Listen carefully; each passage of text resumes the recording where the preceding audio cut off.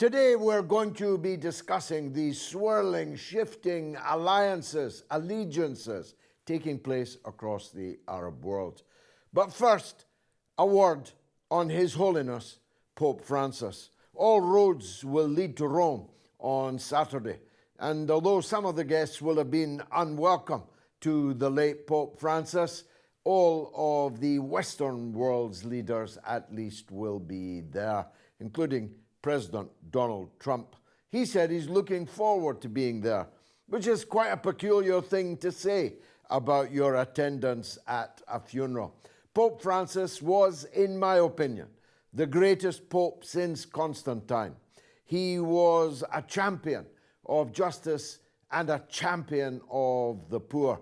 He was up against some very powerful, entrenched interests, even inside the Vatican, never mind outside the Vatican, particularly in the United States, in the American church, which was viscerally hostile to his papacy, to his mission, to his way of looking at things, not least his way of looking at the Middle East. There has never been a pope more engaged with the Palestinian people than Pope Francis.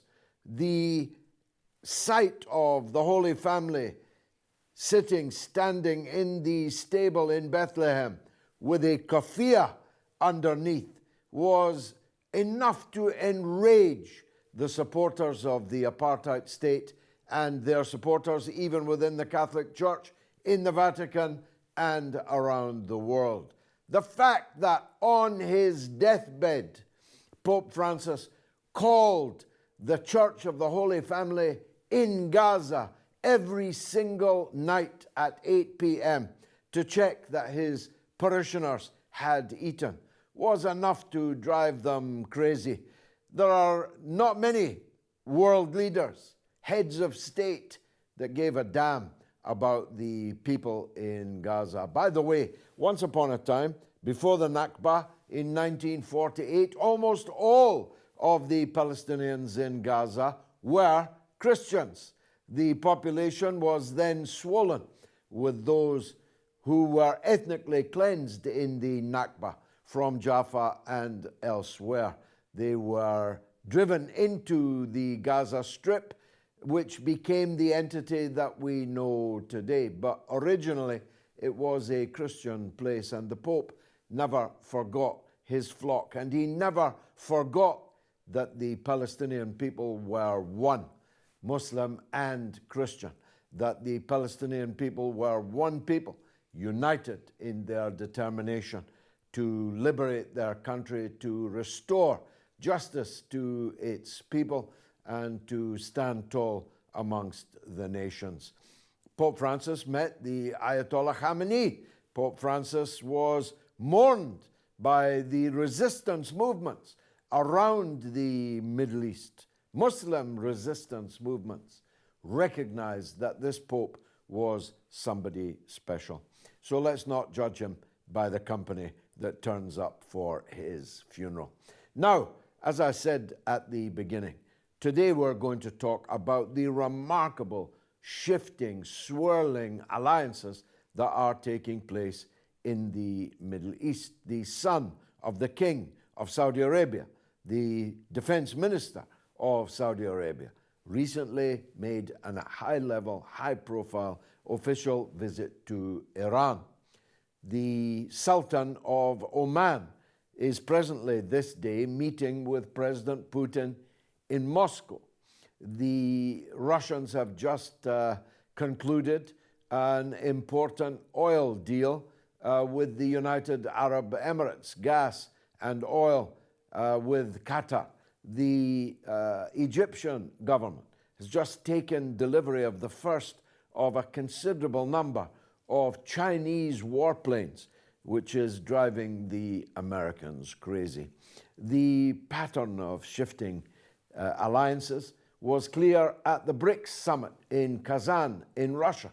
Just a few months ago, I was there myself and saw some most unlikely delegations arriving for membership of the BRICS, which was originally Brazil, Russia, India, China and South Africa. And Russia and China are the two most important members of the BRICS. And now they're joined by not just Iran, but by the United Arab Emirates, by Saudi Arabia, the kind of attendance list that you would never, in the beginning, have expected to see.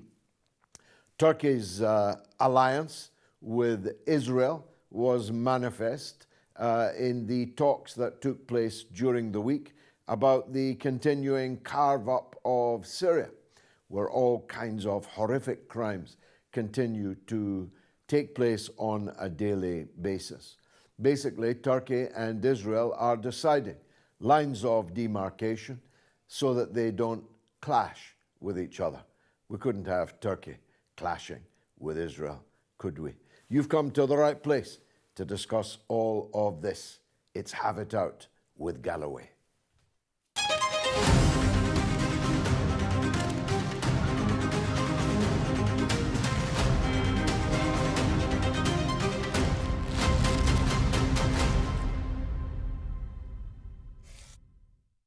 Patrisiya Taleb is a political analyst in Lebanon, a welcome guest on the show before, and we thought this was the time to hear at greater length from Patrisiya Taleb on these shifting alliances in the Middle East. Patrisiya, welcome back to the show. Let's start with Lebanon. The so-called ceasefire, which has been violated by Netanyahu's regime more than 2,000 times, continues. But the swirl in Lebanon is about what is going to happen to the resistance when this ceasefire ends. Are they going to go away?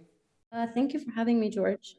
So first of all, when it comes to the situation in Lebanon, I think a lot of it is overhyped by the media, as Sheikh Naim Qasim alluded in his most recent speech.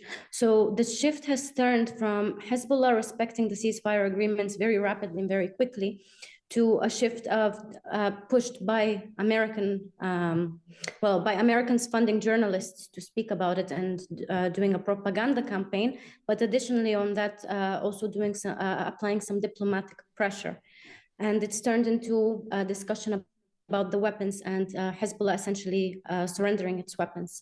Now, Sheikh Naim Qasim has been very explicit in what he's and what is going to be the next step that the resistance is going to take. So he spoke about the resistance essentially recovering, and he spoke much more confidently, I would say, in his last speech about this. And he outlined a couple of things and a couple of rules that the resistance has set out. So the first one of them is he talked about media campaigns that are very much US funded, that are over exaggerating this discussion and also making very extremist suggestions that would encourage, for example, maybe citizens to ask, there are citizens that are apparently calling for the army taking away forcefully or willingly the weapons of the Islamic resistance, which he mentioned he was in touch with the head of the army and a lot of different political parties in Lebanon, and that there are no such talks amongst politicians. But he alluded to the continual failure of Lebanese diplomats. So Hezbollah at this particular time is leaving it in the hands of the government to facilitate some diplomatic pressure, to enforce some diplomatic pressure, and to enforce in turn the ceasefire agreements, and to stop the Zionist breaches. This is something that, in general, started since the last time that the resistance hit at the entity back after the agreement. It was the first and the last time that it hit. And since then, there was a lot of criticism and a lot of pushes. Let's try the diplomatic route. Let's try the diplomatic route. So what Sheikh Naim is doing right now is doing that and waiting for the Lebanese government to enforce that. Sadly, however, our diplomats are not being heard. And we get feedback like, the Zionist entity is just scared at the moment. The Zionist entity just doesn't want Hezbollah to have weapons. So you need to take it a step further and to push onto the resistance to be de-weaponized, essentially. And Sheikh Naim Asim said that this is not a possibility. He said that, first of all, we will not negotiate defense strategies of Lebanon, and the resistance is a very huge part of the defense strategy that the Americans want to discuss. Under fire, which is what the Zionist entity is doing right now. They're continuously bombing people and targeting members of the resistance, and doing that all over the south. And today, very close to Beirut, about 75 kilometers away from the border, so quite deep into Lebanon. And he said that he will not, A, negotiate in those conditions, and B, he also said that if the Zionist entity is so keen on starting a war in Lebanon, and is so capable of, then why isn't it doing so? Why is it trying to seek out diplomatic solutions as they claim to be? When the entirety of the NATO military force and the Zionist force alongside altogether could not take one piece of weaponry from a member of Hezbollah, why should Hezbollah surrender their weapons willingly? And why would the Lebanese government actually help them to do that when their stated goals have been very clearly to occupy? And it's becoming quite clear that actually international law cannot do anything to protect us, because the Zionist entity is still occupying 5 points within Lebanon, and it's showing very clearly its intentions for our country. And at the same time, it's also breaching the ceasefire agreements while not even getting as much as a slap of over the wrist from the United States. And this is the situation, this is the discourse in general in Lebanon at the moment. And next door in Syria, which has suffered very greatly from sectarian excess in the last couple of months, there are horrific stories of women and girls from minority communities being kidnapped, being assaulted, and even raped, even killed. It is the case, is it not, that Turkey and Israel are carving up Syria between them, and one must presume with American complicity. 100%. We saw this even from the very beginning when the Western governments were entirely backing and essentially creating this propaganda campaign of Julani being essentially very similar to like a born-again Christian, a born-again Muslim, when he was the founder of ISIS in Syria. And we were expecting this. This is something that most political analysts that were on this side of the political spectrum could see, and anyone, I would say, with a little bit of insight into what actually happened in Syria and is not affected by Wahhabi extremists or American, well, essentially it's the same thing, but American propaganda. So actually just today we had bodies of Syrians that were thrown into the sea, fly up to our shores in southern village called Sarafand in Lebanon. And we see their crimes. Al-Julani has released a statement where he has forbidden essentially his forces to actually film, and he's trying to hide it because it is bad press for the reputation that he's trying to build in front of the Western government. And there's this huge propaganda campaign to try even the victims that are sharing their stories online to try to make it seem like they're lying, to try to make it seem like they're using fake images. It's really difficult, and it's really disgusting to try to cover up things in this way and to support such a monster. But in terms of the situation with Turkey and the Zionist entity, this was something that we expected from Al-Julani. There's even intelligence that is talking about normalization of ties with the Zionist entity. Al-Julani effectively is a puppet that is a product of British and American intelligence. His whole ideology is an ideology that was very much funded and started by American intelligence as an attempt to take down Russia, right? To take down the Soviet Union and Afghanistan. And this is something that it's very clear, and it's becoming very clear. We know now there's Mossad reports that came out a few months ago that the Mossad was openly treating the terrorists at the borders. They were providing them with weapons. There were ISIS members actually at the time that were talking to journalists when the situation in Syria started. but now it's, I think, 15 years ago approximately. And they were saying that the Jews are interfering, in their own words, that the Jews are interfering too much in our business. We don't want to work with them, so we're leaving ISIS and forming another terrorist organization. So this is something that was to be expected. Actually, what essentially the president of Turkey did, what Erdogan did was he stabbed the Palestinian cause. He dealt the biggest blow to the Palestinian cause than any other Muslim leader. He sits there and he promotes himself and he markets himself to his Muslim voters as this great Muslim leader. And he talks and presents these ideas of some sort of a great Ottoman Empire to play along to their fantasies. But I really do encourage Muslims in particular, like my dear Muslims, brothers and sisters, to actually sit down and see what he's doing, because there is also this propaganda campaign at the moment that is saying, oh no, Erdogan, what he's trying to do is he's trying to play the part so he can get to a point of negotiating with the Zionist entity on the behalf of Palestinians. But actually what he effectively did was he cut off the axis of resistance in that area, Lebanon and Palestine, from getting supplied with weapons. And additionally, what he's done is he's essentially carved out Syria and spread incredible division alongside with the Zionist entity. He is helping the Zionist entity to achieve its goals. No one has helped Netanyahu achieve their goals into changing the situation in the Middle East and changing the face of the Middle East as much as Erdogan has done. Now, the Saudi defense minister just recently visited Iran. The statelets in the Persian Gulf are all saying they want nothing to do with any potential American attack on Iran, still less an Israeli attack on Iran. Are they sincere? Would you trust them? Not personally, no. I think there's quite a bit of intelligence reports that they have been working with the Zionist entity and their army. There's some reports that are even showing that they actually helped the Zionist entity to execute some of the hits in the south of Lebanon.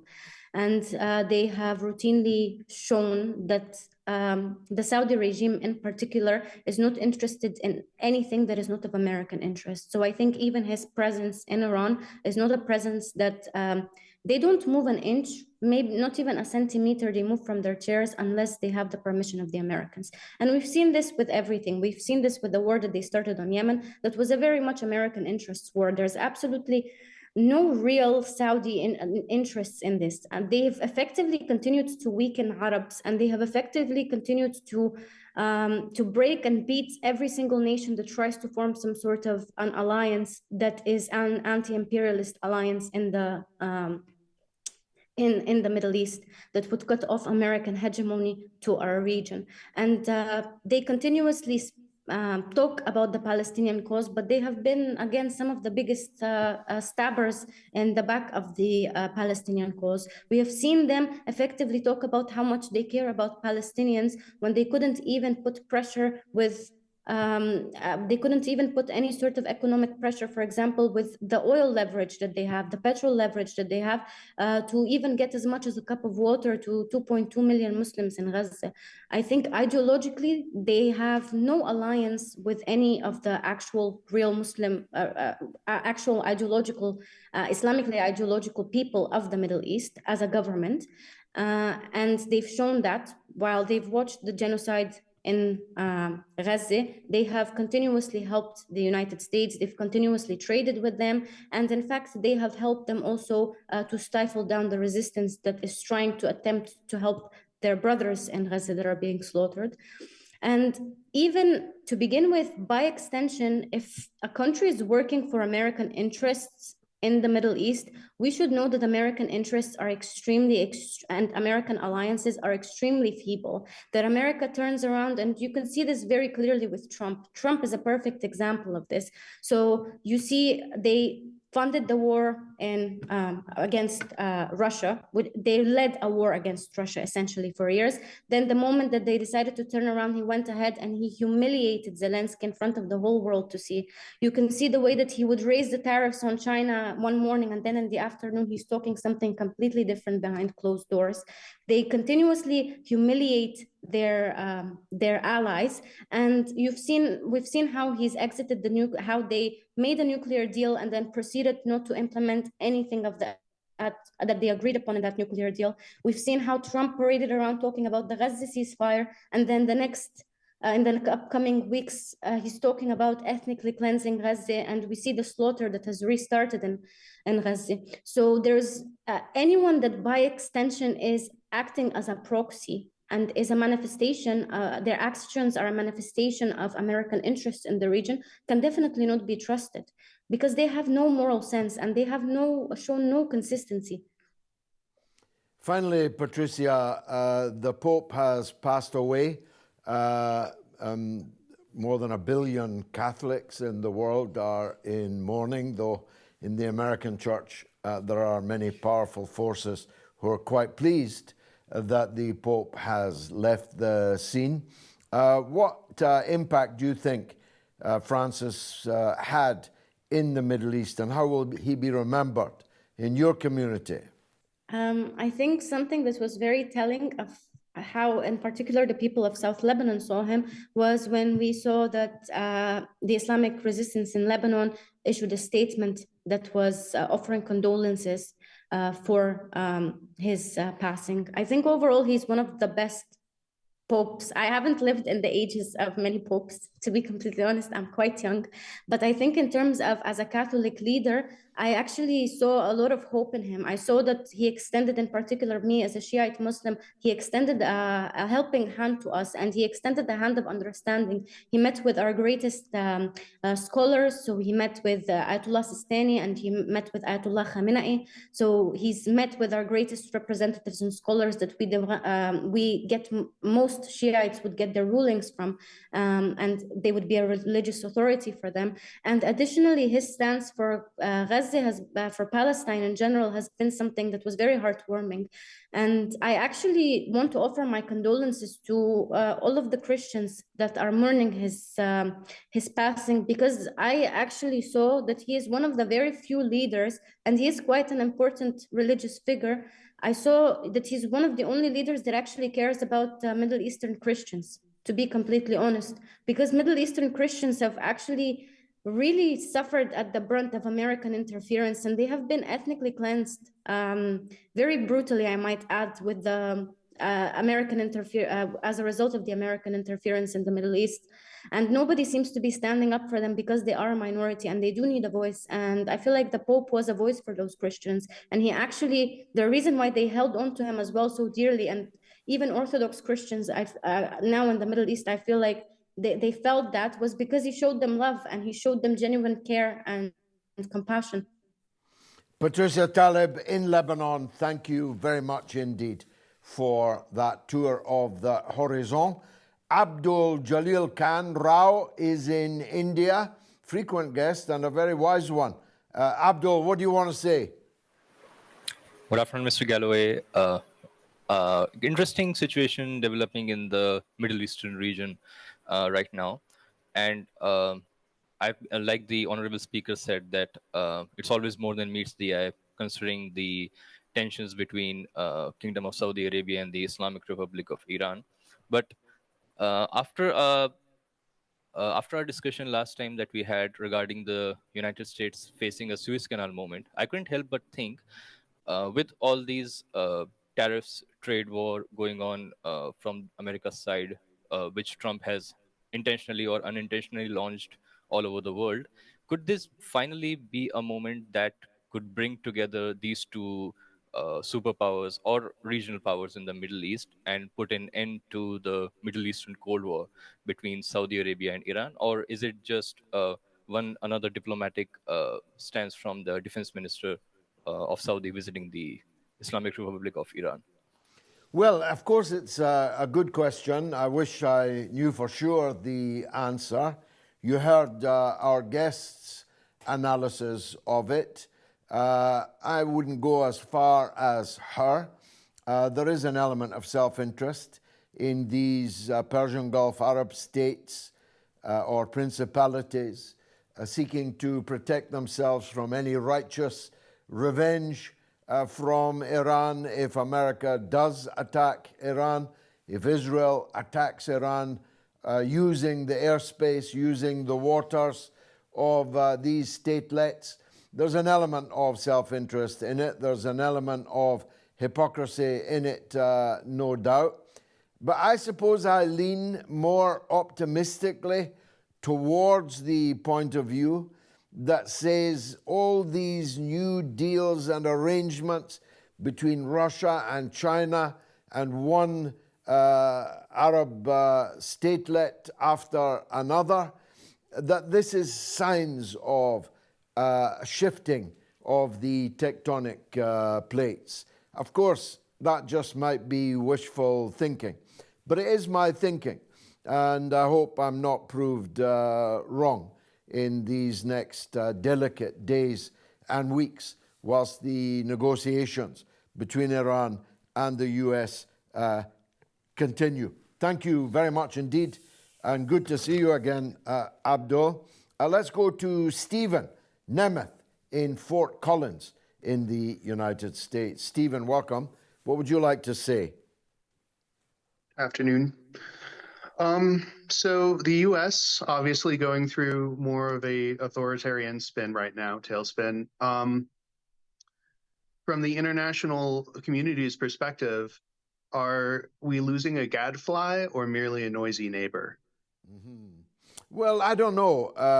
First of all, I would take issue with your characterization of the current American administration implicitly as being more authoritarian than the last. For me, they're two cheeks of the same backside. It's just that Trump is a more vulgar and open face of the ugly side of America. But Joe Biden, and I have no doubt that Kamala Harris, if she had won, were every bit as authoritarian and committed actually some of the worst crimes in this 21st century in the name of American power. But I think that the thing to do with Trump is to see what he does rather than overly closely listen to what he says, because he says 5 things in an afternoon that oftentimes contradict themselves. And I'm really interested in that old question that I think it was Bill Clinton, but it may have been the senior Bush. Where's the beef? I want to see the beef of America's role in Ukraine, in the Gulf, in Gaza. What do you think? What's your view? My view is that we've had, obviously, I don't think the Americans are aware of our outsized impact on discourse inside of other countries. We have the First Amendment here. We're free in principle to say and do what we please. But along with that, sophistry, media literacy, these are not things that the US public is really, I guess, intimately aware of. And so while we have entrenched propaganda outlets here, I'm not sure that people know how to sift through them.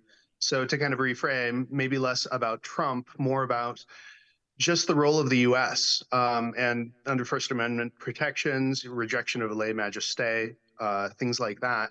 I guess I'm concerned on one level that people are less free with that gadfly, right?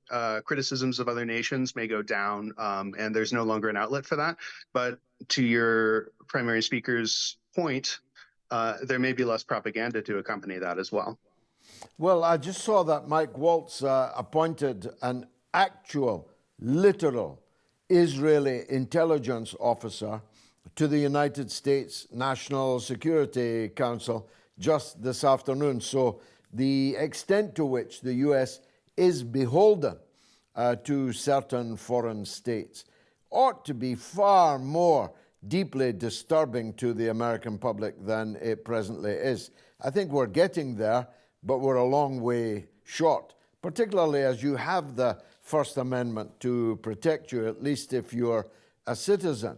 We, unfortunately, here in the UK have no amendments and no constitution and vanishingly little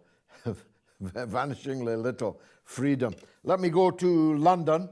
Desmond Thompson on the line. Desmond, what would you like to say? Good afternoon, George, and to everyone. I do want to ask a question which is a little different, and that is last year there was a great hoo-ha about building a pier harbor in Gaza to supply food and medicine to the Palestinian people there. I saw it actually as a military maneuver to beef up war supplies and so on, that they would have a huge buildup of weapons and material to attack Iran. That's my viewpoint on it. But I want to ask, have you got any further information on this harbor that was to be built to supply this harbor food and medical material to the Palestinians? It cost $255 million, and now it no longer exists. It took one storm, and it was swept away. And that harbor is null and void.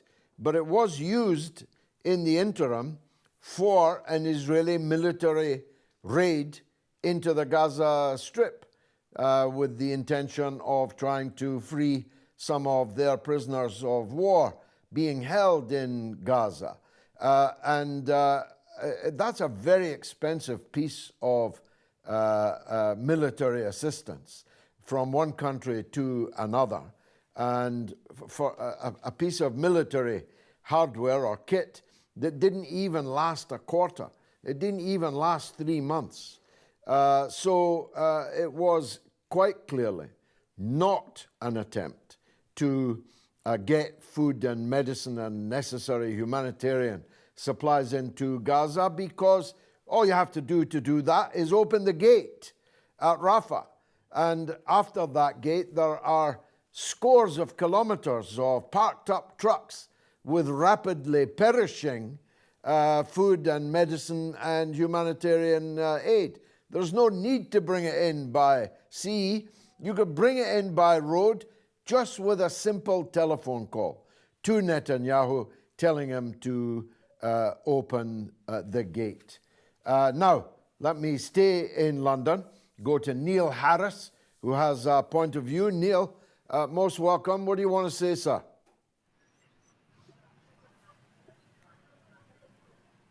George, just concerning similar thing about Gaza and the pier.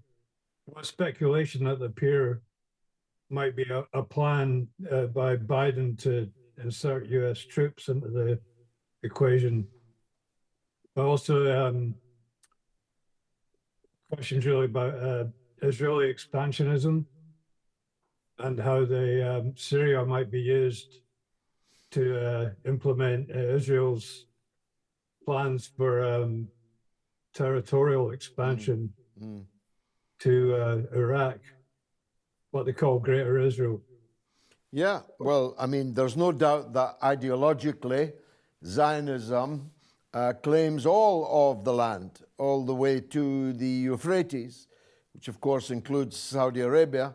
The two lines on the Israeli flag, the two blue lines, horizontal lines, represent the Nile and the Euphrates. They've been very clear about that, ideologically speaking. Of course, the fact that there are so few of them, not even 8 million of citizens, Jewish citizens in Israel, means that they'd be pretty stretched, actually physically occupying all of that territory. But in a way, you don't actually need physically to occupy it if the people who rule the Arab lands are themselves occupied in their mind and are willing servants of the American-Israeli project. I mean, with all respect to our Indian guest, Mr. Rao, earlier, Britain occupied the entirety of the Indian subcontinent with only 60,000 government servants. We administered more than 500 million people in the Indian subcontinent, now Pakistan, Bangladesh, and India, with 60,000 people. And of course, with the clever use of divide and rule, turning one community against another and so on, it can be done. And I think that's probably the Israeli expansionism that Netanyahu has in mind, rather than literally planting their flag all the way from the Nile to the Euphrates. Now, on the Syria point, about the potential use of now Israeli-occupied Syria to resettle Palestinians, of course, that might be in their mind as a potential option, though there are much easier options, particularly opening the gate at Rafah and machine gunning the population until they run through the gate into Sinai in Egypt. Syria would require the Palestinians to be trucked all the way from Gaza through Israel to the Syrian border. And that would be quite a photo opportunity. The optics of that would be quite startlingly damaging and negative to them. So it's possible, but not the most likely of the outcomes. And anyway, the Palestinians might not get on the trucks. They might refuse to get on the trucks. And then what are you going to do? You're going to murder them at the side of the trucks and hope that the obvious redolent memory of the Holocaust itself in Europe is not immediately obvious to everyone. They can't put them onto cattle trucks on trains because there ain't no trains, there ain't no railway lines. So it would have to be actual trucks that would then have to drive all the way through the apartheid state to get to Syria. So I have my doubts about it. Let's go to Dar es Salaam. Who wouldn't want to? Where Sakina Habib is on the line. Sakina, most welcome. Hello, George. Thank you so much for having me on the program. I hope you're keeping well. So my question is that Donald Trump's tariffs are causing a trigger for the global economic crisis that has been predictable for at least a decade. What is Donald Trump planning to achieve with this? And the big question is that are the Americans on board with this? The big question is, does Donald Trump even know what he hopes to achieve with this? Donald Trump changes his mind more often than he changes his shirt. It's at least twice a day, sometimes many more times a day. So across the whole spectrum, if you're studying only what Donald Trump says, you'll conclude that he's a madman who doesn't actually know what he hopes to achieve. I'm going to work on the assumption that he's not a madman. He's not a man like me, he's not a man like normal people, but that he's not actually clinically insane. Therefore, I'm looking to what he does rather than what he says. If you take Gaza, for example, he has variously said that first of all, it's great ocean-front real estate, not realizing that the Mediterranean is not an ocean, not realizing that the apartheid state has a whole coastline on the Mediterranean and has no need for another piece of real estate on the seafront, not realizing that this territory, legally speaking, belongs to the Palestinians. As a matter of fact, legally speaking, it belongs to the Palestine Authority in Ramallah under the terms of the Oslo agreements, which became treaties and which the Western governments signed. So it doesn't belong to Israel. Therefore, Israel cannot give it to Donald Trump. And I don't know that Israel even wants to give it to Donald Trump. How does that fit in with their Zionist project? You bring in an American president, and he then has the Gaza Strip. He said he would buy it. Then he realized that nobody would agree to sell it. So he said, I'm not now going to buy it. I'm just going to have it. Well, what does having it mean? And how is that different to Russia having Kiev? How is that different to any other country having any other part of somebody else's territory? The same with the tariffs. He actually put tariffs on an island with no people on it, with only penguins on it. He solemnly declared that the tariffs on this island in the Pacific were henceforth going to be paying 40% tariffs. And then it was pointed out that there are no people there and penguins can't pay tariffs. So it is wildly incoherent if you just study what it is that Trump is saying. It's probably better if we look back and see what he was actually doing. It's lovely to see you again. Say hi to Dar es Salaam for me. Now, my old friend, comrade, actually, Dr. Matthew Alford in Bath. Dr. Matthew, welcome back. What do you want to say? Thanks, George. Nice to see you too. So I saw some of the coverage of the death of the Pope last night, and I noticed that there wasn't really a great deal mentioned at all about his stance on Palestine.